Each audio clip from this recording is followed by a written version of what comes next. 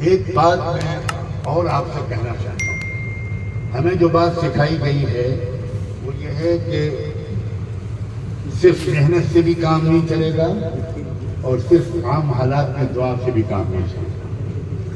محنت کرو اور دعا کرو۔ حضرت مولانا الیاس رحمۃ اللہ علیہ تو یہ فرماتے تھے کہ محنت کرو تو ایسی کرو کہ جیسے کوئی لولا لنگڑا معذور رفاہت اندھا بہرا انسان محنت دعا کرتا ہے۔ دعا کرو تو ایسی کرو، اس لیے کہ وہ بیچارہ محنت تو کر نہیں سکتا، نہ بول سکتا ہے، نہ سن سکتا ہے، نہ اٹھ سکتا ہے، نہ بیٹھ سکتا ہے، نہ چل سکتا ہے۔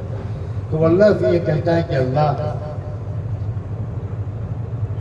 میں تو کچھ کر نہیں سکتا، آپ ہی کر دیجیے۔ تو ہر انسان کو دعا اس طرح کرنی چاہیے جیسے کوئی اندھا لولا لنگڑا بہرا گونگا کرتا ہے۔ یہ ہے دعا کی حقیقت جو شاید ہم میں سے اکثر کو نصیب ہی نہیں۔ اور فرمایا کرتے تھے محنت اس طرح کیا کرو جیسے کوئی دہریہ حدیث کرتا ہے، جیسے کوئی ایسا شخص کرتا ہے جس کو کسی خدا کا یقین نہیں، اس کا سارا یقین اپنے زور بازو پر ہے۔ تو محنت اس طرح کیا کرو جیسے کوئی دہریہ اور ملحد کرتا ہے، اور دعا اس طرح کیا کرو جیسے کوئی معذور اور رفاہت کرتا ہے۔ تو ابھی دعا ہوگی، دعا سے پہلے میں ایک عمل بتانا چاہتا ہوں جو کسی اللہ والے نے مجھے بتایا، امانت کے طور پر کہتا ہوں سارے علماء و طلباء، بہت ہلکا پھلکا عمل ہے۔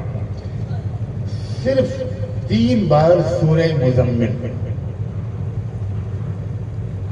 صرف 3 بار سورہ مزمل پابندی کے ساتھ فجر کی نماز کے بعد،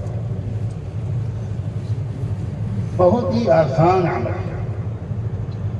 اور اب دیکھیے گا کہ پھر یہاں سے لے کر ارض مقدس تک برکتیں اور نصرتیں کیسی اترتی ہیں، اتنا اشارہ کرتا ہے۔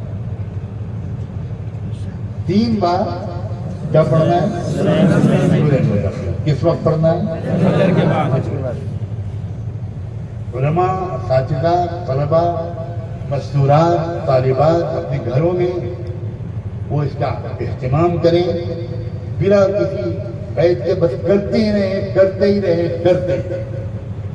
میں بہت ہی مختصر عمل بتا رہا ہوں، بہت سے لمبے لمبے عمل بھی بتائے گئے ہیں، وہ میں آپ کے سامنے نہیں رکھ رہا ہوں۔